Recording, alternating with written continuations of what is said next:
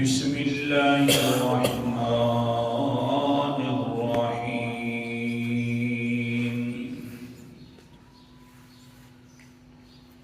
ولا يحيطون بشيء من علمه إلا بما شاء الآية صدق اللہ العظیم ولا يحيطون نہیں احاطہ کر سکتے بشیء کچھ بھی من علمہ اس کے علم سے الا مگر بما شاء جتنا چاہے اللہ تعالی۔ آیت الکرسی کی 7ویں دلیل کا تذکرہ اور خلاصہ یہ ہے کہ اے انسان مجھے الہ معبود اور حاجت روا مشکل کشا سمجھ، کیونکہ میں عالم الغیب ہوں، غیب کے ذرے ذرے کو جانتا ہوں، تیرے حالات کو بھی جانتا ہوں۔ تو مانگے گا تو میں تیری مانگنے کے بعد زیادہ تجھے دوں گا۔ باقی جن کو تم پکارتا ہے ان کو کچھ بھی پتہ نہیں۔ ہاں باقی رہ گیا اگر میں کسی نبی کو علم دے دیتا ہوں تو اس کا علم محیط نہیں ہوتا، بلکہ جتنا میں چاہتا ہوں اس کو سمجھا دیتا ہوں۔ دیتا ہوں اپنے نبیوں کو علم، لیکن یہ نہیں ہے کہ ذرے ذرے کا علم ہو جاتا ہے، نہ، بلکہ جتنا میں چاہتا ہوں اتنا سکھا دیتا ہوں۔ محدود علم ہوتا ہے اور میرا علم لا محدود ہے، کوئی اس کی حد نہیں ہے، کوئی اس کی انتہا نہیں ہے۔ یہی سبق کل کے درس سے چل رہا تھا کہ انبیاء علیہ السلام کا علم محدود ہے، جتنا اللہ بتلائے اتنا پتہ ہے، باقی چیزوں کا پتہ نہیں ہے۔ آج کا سبق یہی ہے، لیکن اللہ انبیاء کو علم دیتے ہیں، غیب کا علم۔ قرآن مقدس کا انداز سبق وہی کل والا انشاءاللہ علیہ۔ اعوذ باللہ من الشیطان الرجیم، بسم اللہ الرحمن الرحیم۔ سورت کا نام سورت الجن ہے، 29واں پارہ ہے، آیت نمبر میرے سامنے 25 ہے اور 26 ہے۔ اللہ تعالیٰ کے پیغمبر علیہ السلام فرما رہے ہیں، اللہ کی طرف سے اعلان ہے، کون سا؟ قُلْ إِنْ أَدْرِي أَقَرِيبٌ مَا تُوعَدُونَ أَمْ يَجْعَلُ لَهُ رَبِّي أَمَدًا۔ میرا پیغمبر ان کو فرما دو قیامت پتہ نہیں قریب ہے یا دور ہے، اس کا علم مجھے نہیں ہے، اللہ تعالیٰ کو ہے۔ اچھا، کیونکہ عالم الغیب غیب کا جاننے والا ہے تو صرف اللہ تعالیٰ ہے۔ لا یظہر علی غیبہ احدا، اپنے غیب کے اوپر کسی کو بھی مطلع نہیں کرتا، بتلاتا نہیں ہے، ظاہر نہیں کرتا۔ الا من ارتضی من رسول، مگر جس کو رسول بنا لیتا ہے اس کو جتنا چاہتا ہے عطا فرما دیتا ہے۔ مجھے قیامت کا علم اللہ تعالیٰ نے نہیں دیا کہ کب آئے گی، کون سا وقت ہوگا، اس لیے عالم الغیب اللہ تعالیٰ ہاں رسولوں کو غیب کا علم عطا فرما دیتے ہیں، لیکن کچھ غیب کا علم ہوتا ہے اور سنونا، عالم الغیب تو ایسے ہوتا ہے ذرے ذرے کا علم رکھنے والا، کچھ علم رکھنے والا عالم الغیب نہیں ہوتا۔ اللہ کے مقابلے میں کچھ ہے، ہم سے تو بہت زیادہ ہے، یہ سمجھنا، کہیں غلط نہ سمجھنا۔ اللہ اکبر کبیرہ، جتنا بدلا دے بدلا سکتا ہے اللہ تعالیٰ،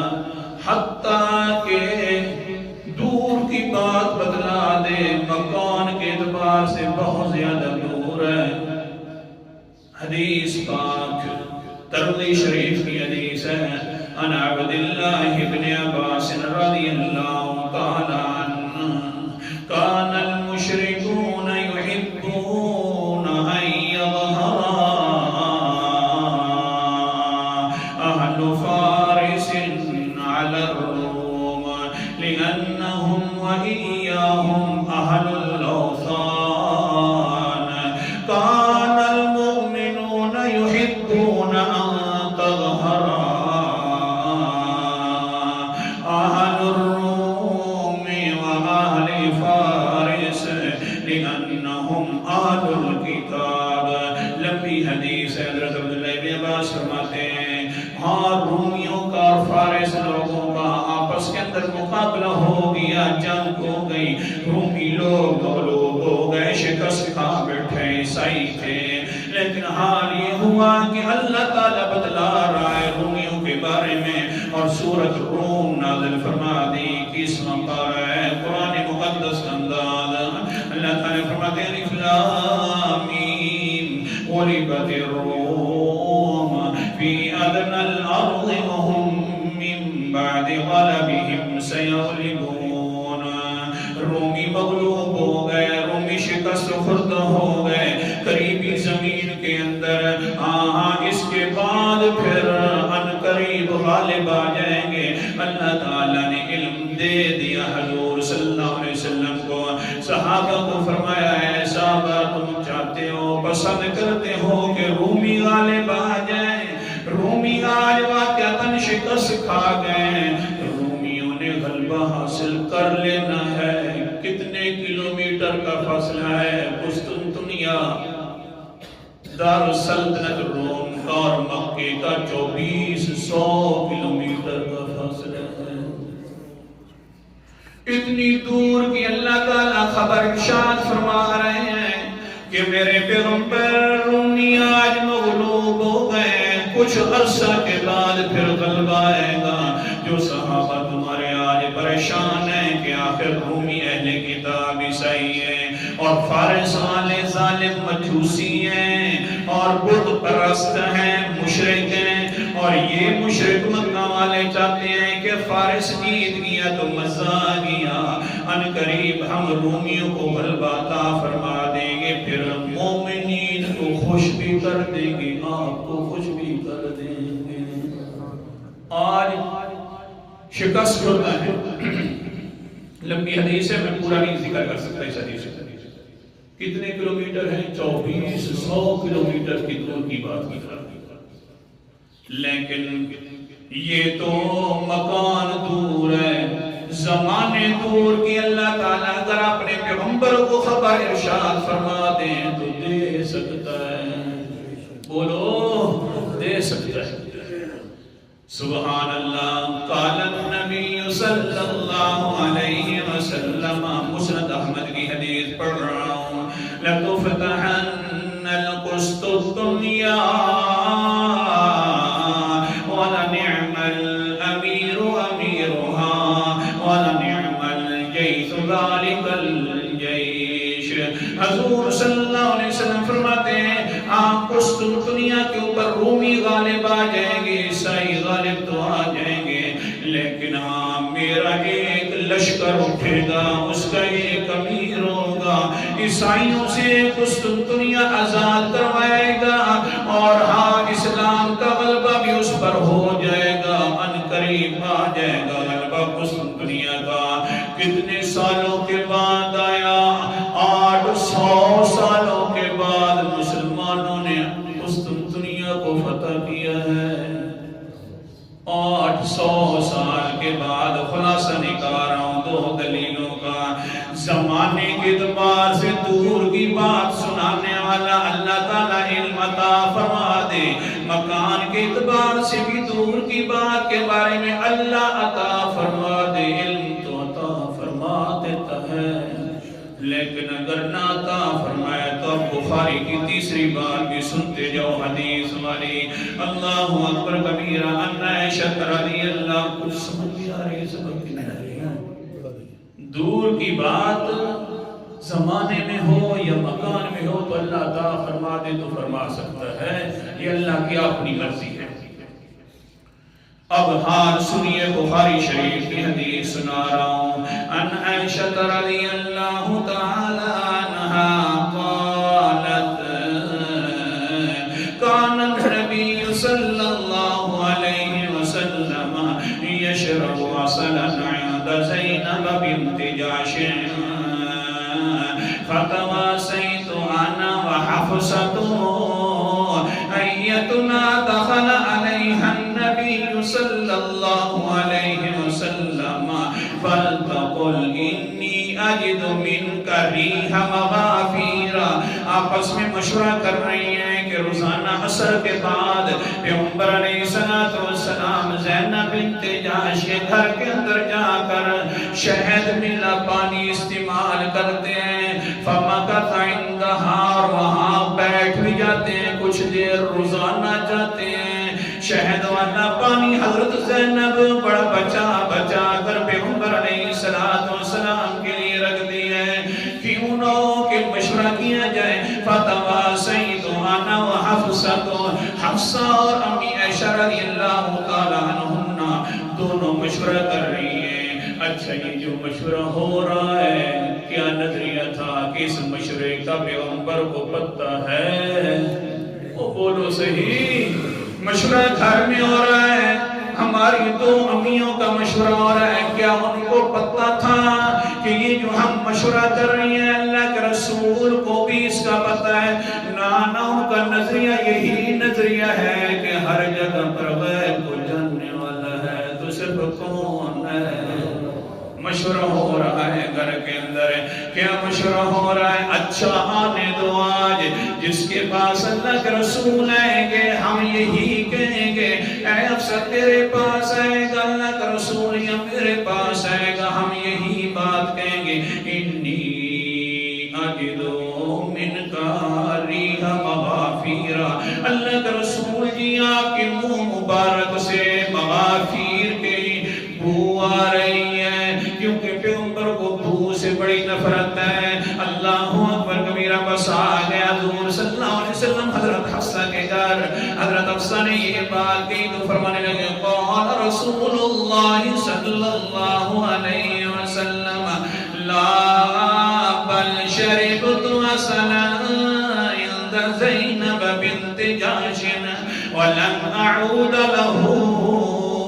میں نے مغافیر تو نہیں چکھی، بالکل آج استعمال نہیں کی، لیکن میں تمہارے سامنے آج اقرار کر رہا ہوں آئندہ کے لیے میں شہد نہیں پیوں گا. کیونکہ لگتا یوں ہے کہ شہد کی مکھیوں نے کہیں سے مغفیر لے کر آ گئی، چھتے کے اندر ڈال دی اور وہ میرے منہ کے اندر گھوسیاں.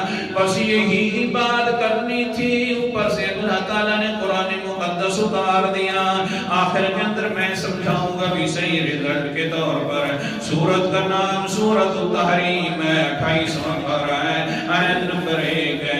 اللہ نے فرمایا یا ایھا النبی لم تحرم ما احل اللہ لک تبتغی مرضات ازواجک واللہ غفور رحیم. اے نبی کس وجہ سے حرام کر دیا اس چیز کو جس کو اللہ نے حلال کیا؟ کیونکہ آپ تو کہہ رہے تھے فلن اعود لہ، میں اس کو استعمال نہیں کروں گا، لیکن امت تیرے پیچھے چلے گی. جب آپ استعمال نہیں کریں گے تو تیری امت بھی استعمال نہیں کرے گی.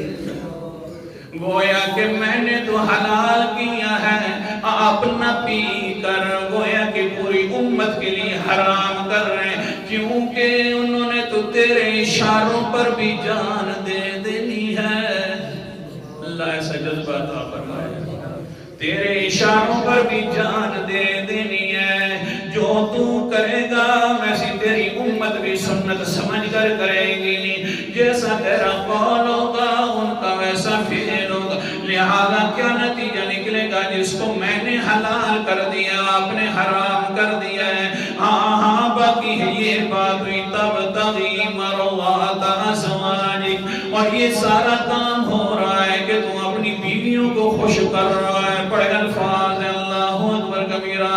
لیکن پیغمبر جب مغموم ہوئے تو اللہ نے فرمایا مغموم نہ ہو سونا، حال تک سایت ختم ہی نہیں کرنی تے تیرے اتے راضی ہو جانا ہے واللہ غفور رحیم مغموم نہ ہو پریشان نہ ہو اللہ بخشنے والا بھی ہے رحم کرنے والا بھی ہے اللہ نے تجھے بخش بھی دیا رحم بھی فرما دی لیکن اپنی قسم کا کفارہ دو شہد استعمال کرو یہی سمجھا رہا تھا 800 سال کے بعد کی خبریں دینے لگ جائے اللہ بدلا دے 2400 کلومیٹر دور کی خبریں دینے لگ جائے اللہ بدلا دے لیکن دور نہیں ہے حفصہ سامنے کھڑی ہوئی ہے دل کے اندر والی بات کا اللہ نہ بدلا ہے تو نہیں پتہ چلتا استعمال کر رہے ہیں گلاس وہ شہد والا